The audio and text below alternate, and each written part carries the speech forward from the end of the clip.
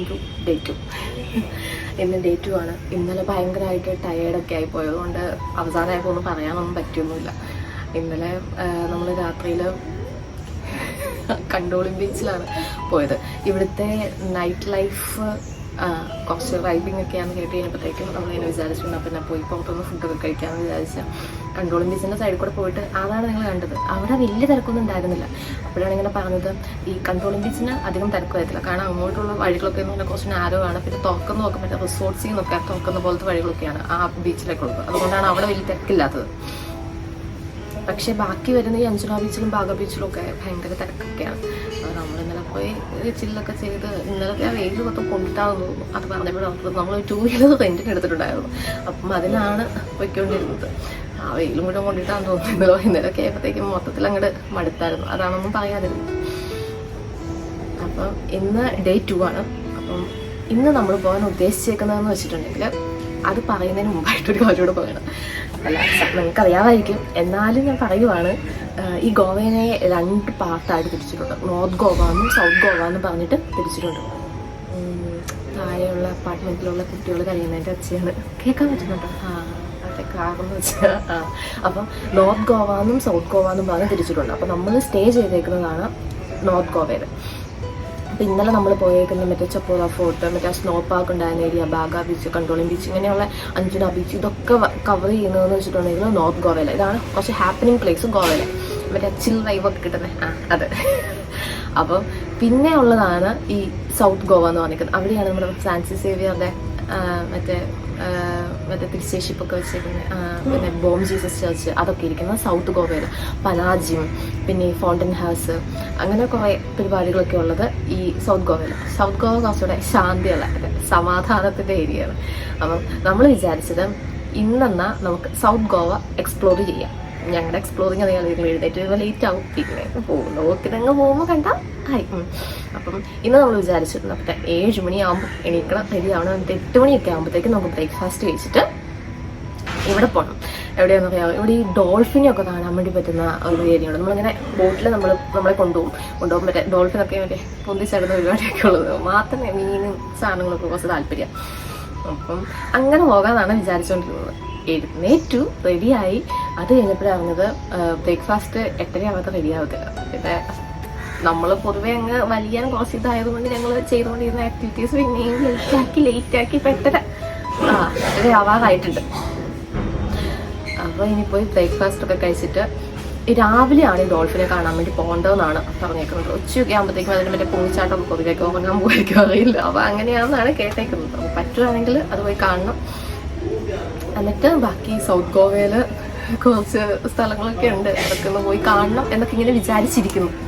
ആൾക്കാരൊക്കെ ബ്രേക്ക്ഫാസ്റ്റ് കഴിക്കാൻ എഴുന്നേറ്റതിൻ്റെ തുമ്പലും ചീറ്റിലൊക്കെ കാണുന്നത്. എല്ലാവരും കടലിൽ കുളിയൊക്കെ ആണല്ലോ, കടൽ സ്നാനമൊക്കെ ആണല്ലോ, അതിൻ്റെ ഭാഗമായിട്ടാണെന്ന് തോന്നുന്നു. അങ്ങനെ അപ്പം ഇന്നത്തെ ദിവസം ഇന്നലത്തെ പോലെ അല്ല കേട്ടോ. ഇന്നലെ ഇൻട്രസ്റ്റിംഗ് ഒക്കെയാണെന്ന് പറഞ്ഞിട്ട് ആ വീലൊക്കെ കണ്ടപ്പോഴത്തേക്ക് ഞാനൊക്കെ തളർന്നു പോയിട്ട് എനിക്കൊന്നും പറയാനൊന്നും പറ്റിയിട്ടുണ്ടായിരുന്നില്ല. അപ്പം ഇന്നത്തെ ദിവസം ഇൻട്രസ്റ്റിംഗ് ആയിട്ട് എന്തെങ്കിലും ഉണ്ടെങ്കിൽ എന്ന് പറയാറുള്ള പോലെ I'll document it and I'll show you all. ഈ സാഹചര്യത്തിൽ നിങ്ങൾക്ക് എന്താ സംസാരിക്കാറുള്ളത്?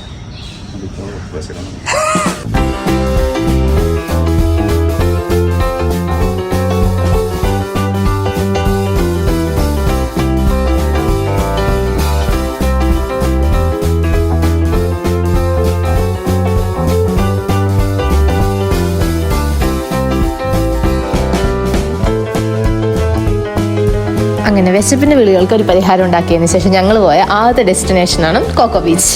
അപ്പം ഇതാണ് കൊക്കോ ബീച്ച്. മാത്രം പറയുന്നിടത്ത് ഈ ബീച്ച് മാത്രമാണ് ഡോൾഫിൻ പൊങ്ങിച്ചാടുന്നത്, ബാക്കിയുള്ള ബീച്ചുകൾ ഡോൾഫിൻ പൊങ്ങിച്ചാടുന്നില്ല. അതെനിക്കും അറിയത്തില്ല. എന്തായാലും ഒരുപാട് കോക്കനട്ട് ട്രീസ് ഉള്ളതുകൊണ്ടായിരിക്കും മേ ബി ബീച്ച് പേര് കൊക്കോ ബീച്ച് എന്നായത്. എനിക്ക് തോന്നുന്നു കോക്കനട്ട് ട്രീസ് അല്ലേ, കാരണം ബാക്കിയുള്ള ഏരിയാസിനെ അപേക്ഷിച്ച് കുറച്ച് തെങ്ങ് ഇവിടെയുണ്ട്, അതുകൊണ്ടായിരിക്കും. അപ്പം ഇപ്പം സമയം 10 മണിയാവാൻ വേണ്ടി പോകുന്നു. ഇതാണ് നമ്മുടെ ബോട്ട്. അവിടെ വരെ നമ്മൾ ഈ കടലിൽ കൂടെ നീന്തണം.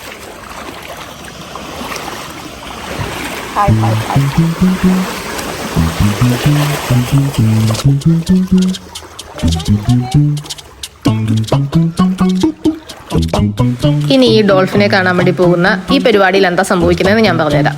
കടലിൽ കൂടെ നമ്മൾ ഇതാ ഇങ്ങനെ പോകുന്ന സമയത്ത് ഇപ്പൊ കണ്ടില്ലേ, ഇതുപോലെ ചെറുതായിട്ട് എവിടെയെങ്കിലും ഡോൾഫിൻ പൊങ്ങിച്ചാടുന്നത് പോലത്തെ ഒരു സിറ്റുവേഷൻ കണ്ടിട്ടുണ്ടെങ്കിൽ നമ്മൾ ബോട്ടിന്റെ എഞ്ചിനൊക്കെ ഓഫ് ചെയ്ത് ഈ വരുന്ന ബോട്ടുകളില്ലേ, ഇവരൊക്കെ ഡോൾഫിനെ കാണാൻ വേണ്ടി വന്നേക്കുന്നവരാ. നമ്മളിങ്ങനെ ഓഫ് ചെയ്ത് ഇങ്ങനെ നിൽക്കും.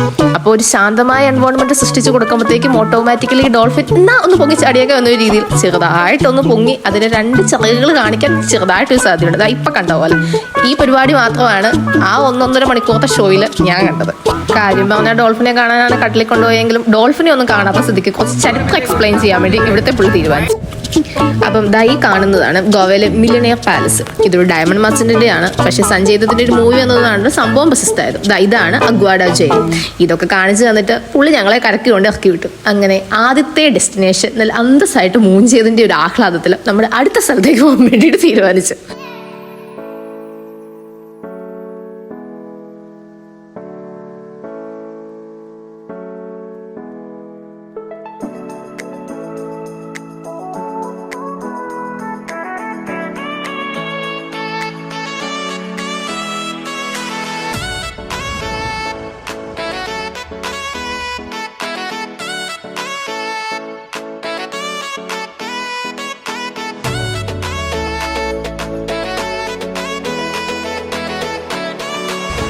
ഈ സ്ഥലത്തിന്റെ പേരാണ്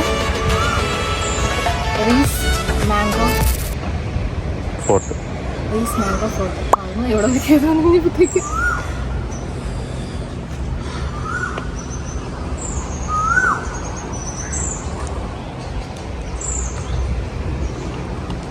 അപ്പോൾ ഇതെന്നാ സംഭവം എന്ന് വെച്ചിട്ടുണ്ടെങ്കിൽ പണ്ട് പണിയിപ്പിച്ചേക്കുന്ന ഒരു കോട്ടയായിരുന്നു ഇത്. പിന്നെ അങ്ങോട്ട് കുറച്ച് കാലം കഴിഞ്ഞപ്പോഴത്തേക്ക് ഇത് ജയിലായിട്ടൊക്കെ യൂസ് ചെയ്തിട്ടുണ്ട്. അപ്പോൾ ഇതിൻ്റെ മേളിലേക്കെന്ന് വെച്ചിട്ടുണ്ടെങ്കിൽ ഇതുണ്ട്, ഞാൻ വന്ന വഴിക്ക് ഞാൻ കാണിച്ചിരുന്നില്ലായിരുന്നു കടലൊക്കെ. അപ്പം ഏതെങ്കിലും ശത്രുക്കളൊക്കെ വരുന്നുണ്ടോയെന്ന് ഈ മേളത്തെ കോട്ടയിൽ നിന്ന് നോക്കാം. ഒരു 7 പീരങ്കി 9 പീരങ്കി അതാണ് ഇങ്ങനെ അറേഞ്ച് ചെയ്ത് വെച്ചിട്ടുണ്ട്. അപ്പോൾ ശത്രുക്കൾ വരുമ്പോഴത്തേക്ക് ഡയറക്റ്റ് ഷൂട്ട് എല്ലാവരും കൊല്ലുക. അങ്ങനെ ഒരു സെറ്റപ്പാണിത്. അപ്പോൾ നമ്മൾ കയറി വരുന്ന വഴിക്ക് ഇതേപോലെ ഇങ്ങനെ സൈഡിൽ കൂടെ ഇങ്ങനെ വെട്ടുകല്ല് വെച്ചൊക്കെ ഓട് ഉണ്ടാക്കിയേക്കുക. അന്നത്തെ കാലത്ത് ഉണ്ടാക്കിയപ്പോൾ ഒരു അത്ര ടെക്നിക്കലി ബുദ്ധിയൊക്കെ യൂസ് ചെയ്തിട്ടാണ് അവർ പണിതേക്കുന്നത് നമ്മളിങ്ങനെ പറയുമായിരുന്നു. അങ്ങനെ നമുക്ക് മേളിൽ കയറി നോക്കാം.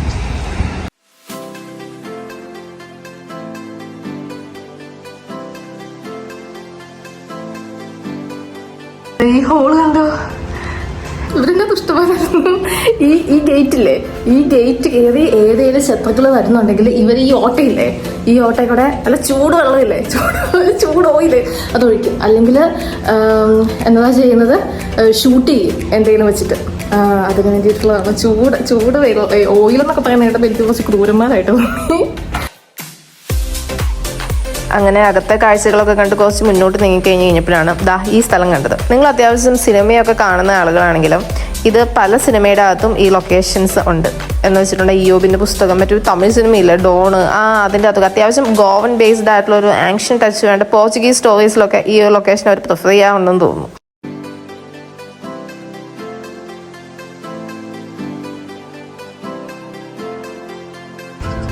ഇവിടുന്ന് ഇവരിങ്ങനെ നോക്കും ഇങ്ങനെ ശത്രുക്കളായാലും വരുന്നുണ്ടോന്ന്.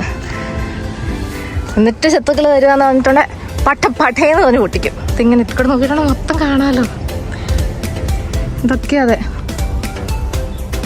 എൻ്റെ ഫേവറേറ്റ് സ്പോട്ടായിരിക്കും തോന്നുന്നു. അതിൻ്റെ അത് നല്ല കാറ്റായിരിക്കും.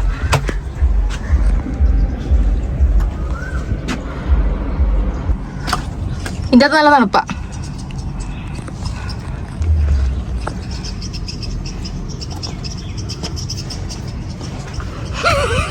പൂ തന്നിട്ട് ഇറക്കി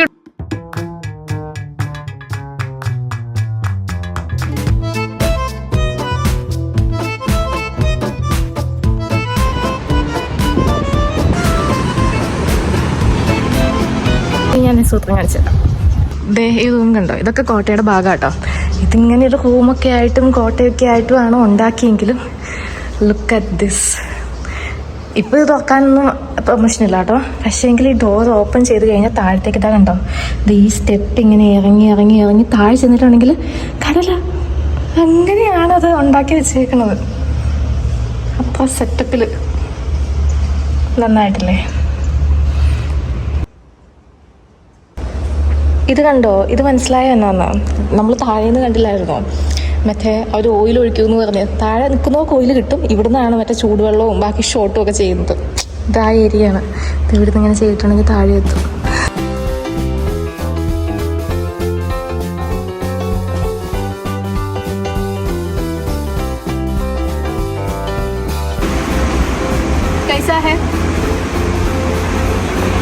അങ്ങനെ കോട്ടയുടെ അടുത്തുള്ള മ്യൂസിയവും എല്ലാ കൂട്ടവും കണ്ടു കഴിഞ്ഞിട്ട് നമ്മൾ പയ്യെ സ്റ്റെപ്പൊക്കെ ഇറങ്ങി താഴത്തേക്ക് പോകുന്നു.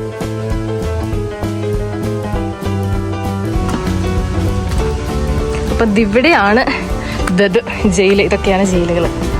ഇങ്ങനെ ഈ വലിയ വാതിലിൽ കൂടെ ഇങ്ങനെ അങ്ങ് കയറി ചെന്നിട്ടുണ്ടെങ്കിൽ ഇത് ജയിലല്ല കേട്ടോ, ഇത് വലിയ പട്ടാളക്കാർ നിൽക്കുന്നതായിരിക്കും. ഇത് നല്ലൊരു ഓട്ടയാണല്ലോ.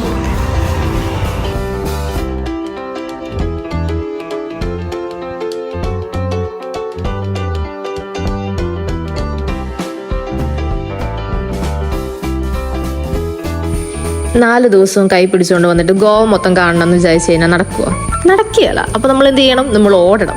അപ്പം നമ്മൾ ഇന്ന് ഈ നോർത്ത് ഗോവയിൽ നിന്ന് സൗത്ത് ഗോവ വരെ പോവുകയാണ്. ഇത് അത്യാവശ്യം മുഴുത്തൊരു യാത്രയാട്ടോ. ഇനി അങ്ങനെ തന്നെ ഒരു 8.1 കിലോമീറ്റർ പോകണം. എന്നിട്ട് ഇന്ന് നമുക്ക് കാണാൻ പറ്റുന്നിടത്തോളം സ്ഥലങ്ങൾ നമുക്ക് സൗത്ത് ഗോവയിൽ കാണണം. എന്നിട്ട് തിരിച്ച് നമുക്ക് നോർത്ത് ഗോവയിൽ വരണം.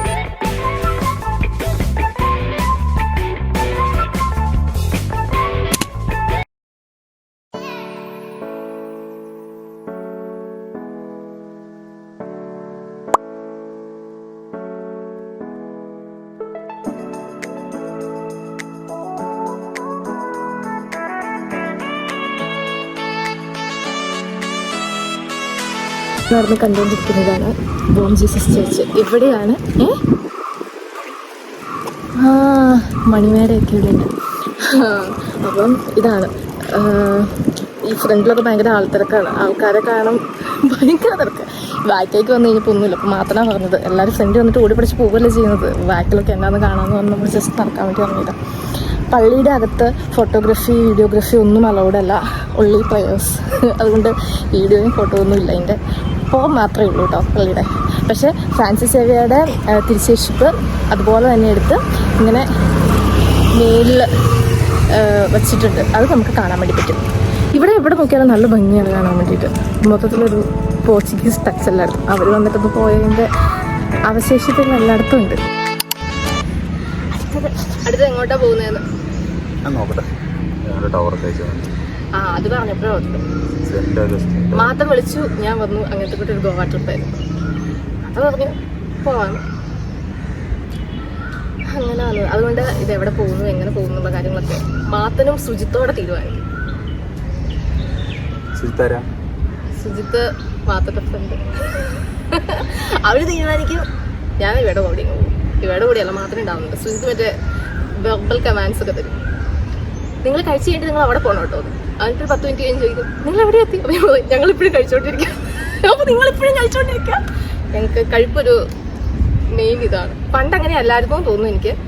പക്ഷേ ട്രാവൽസിന്റെ പേരാണ് ട്രിപ്പാവോ ട്രാവൽസ്. മനസ്സിലായല്ലോ. അപ്പോൾ അങ്ങനെയൊക്കെയാണ് കാര്യങ്ങളുടെ പോക്ക്. ബോം ജീസസ് ചർച്ചിനോട് ചേർന്ന് തന്നെ ആർക്കിയോളജിക്കൽ ഡിപ്പാർട്ട്മെന്റ് ഏറ്റെടുത്തേക്കുന്ന ഒരു ബസിലിക്കയും അതിനോട് ചേർന്ന് തന്നെ ഒരു കത്തീഡ്രലും ഉണ്ട്. താഴെ കാണുന്നില്ലേ, അതാണ് സെന്റ് അഗസ്റ്റിൻസ് ടവർ. അങ്ങനെ നമ്മൾ നടന്ന് കുറച്ചിങ്ങോട്ട് ഫ്രണ്ടേക്ക് പോയി കഴിഞ്ഞപ്പോഴാണ് ഇന്ന് ജോൾഡിയുടെയും മെലീസയുടെയും വെഡിങ് ആയിരുന്നു. ഞങ്ങളെ വിളിച്ചിട്ടൊന്നും ഉണ്ടായിരുന്നില്ല. പക്ഷെ ആദ്യമായിട്ടാണല്ലോ ഞങ്ങളൊരു ഗോവൻ വെഡിങ് കാണുന്നത്. ഞങ്ങൾ മാത്രമല്ല, അവിടെ നിൽക്കുന്നതിൽ അവരുടെ റിലേറ്റീവ്സ് വളരെ കുറച്ചേ ഉണ്ടായിരുന്നു. അപ്പം ഞങ്ങൾ ബാക്കി അവിടെ എന്താ നടക്കുന്നതെന്ന് അറിയാൻ വേണ്ടിയിട്ട് ഞങ്ങൾ എല്ലാ ടൂറിസ്റ്റുകളും അതിന്റെ ചുറ്റും തന്നെ നിൽപ്പുണ്ടായിരുന്നു.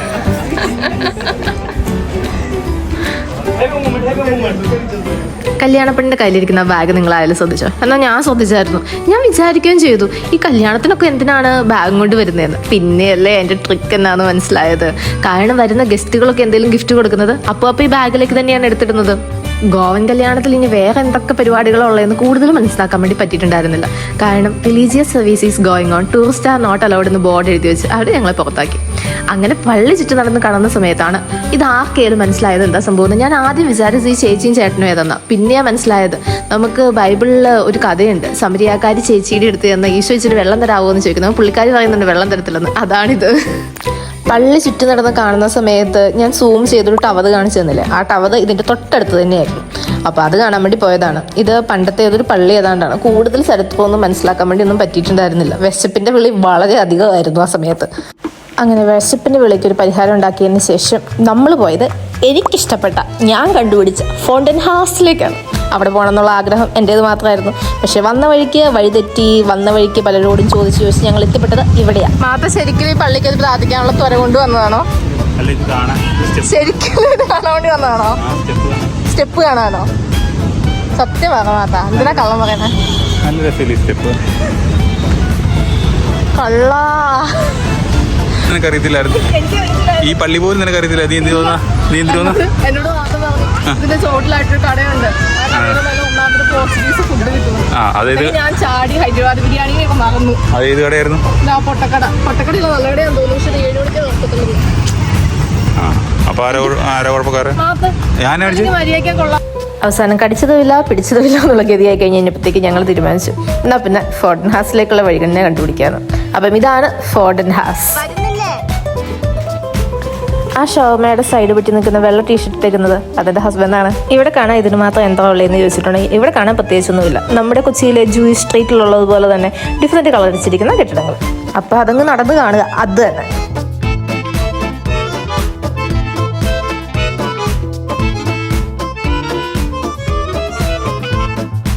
അങ്ങനെ നടന്ന് ഈ പച്ചയും മഞ്ഞയും നീലയും പെയിൻ്റ് അടിച്ചേക്കുന്ന കെട്ടിടങ്ങളൊക്കെ കടന്ന് നമ്മൾ മെയിൻ റോഡിലെത്തി. ഇങ്ങനെ നടക്കുമ്പോഴാണ് മാത്രം ഒരു പൂതി, എന്തായാലും ഇവിടെ വരെ വന്നു. എന്നാൽ പിന്നെ ഏതെങ്കിലും ഒരു കാസിനോയിൽ കയറി എപ്പോഴാണ് അവിടെ കപ്പലെടുക്കുന്നത്, എങ്ങനെയാണ് അവിടെ പരിപാടികൾ, എപ്പോൾ നമുക്ക് കയറാൻ പറ്റും, ഇതൊക്കെ ഒന്ന് ചോദിച്ചിട്ട് പോകാം എന്നൊരു രീതിയിൽ.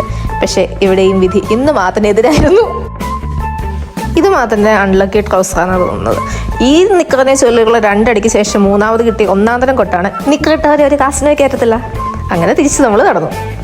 ഫോണ്ടൻ ഹാസിൽ കൂടെ വീണ്ടും കയറി അതേ വഴികളൊക്കെ തന്നെ കണ്ടു പതുക്കി തിരിച്ച് വണ്ടി എടുത്തോണ്ട് എന്നാൽ പിന്നെ നേരെ എത്രയായില്ലേ, എന്നാൽ പിന്നെ ഒരു സൺസെറ്റേലും കാണാം എന്ന് വിചാരിച്ച് ഇറങ്ങി.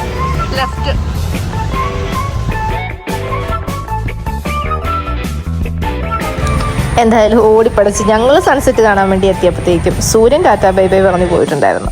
പിന്നെ എന്തായാലും അവിടെ വരെ എത്തിയ സ്ഥിതിക്ക് ഇന്നത്തെ ദിവസം ഭയങ്കര ഓട്ടമല്ലായിരുന്നു. പിന്നെ കുറച്ച് നേരം സമാധാനമായിട്ടിരുന്ന് കുറച്ച് നേരം തിരയെണ്ണാന്ന രീതിയിൽ ഞങ്ങളവിടെ ഇരുന്നു, നേരെ കിട്ടുന്നവരെ പോലെ.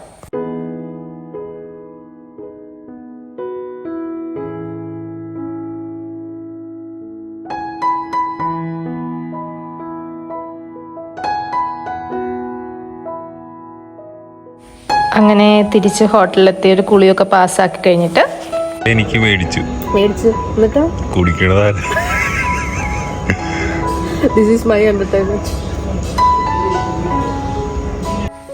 അങ്ങനെ കുറേ നേരം വർത്താനമൊക്കെ പറഞ്ഞ് ശരിക്കും അന്നത്തെ ഒരു ദിവസം റിവൈൻഡ് അടിച്ച് നോക്കിക്കഴിഞ്ഞ് കഴിയുമ്പം ദാ ഇങ്ങനെ ഇരിക്കുന്നത്.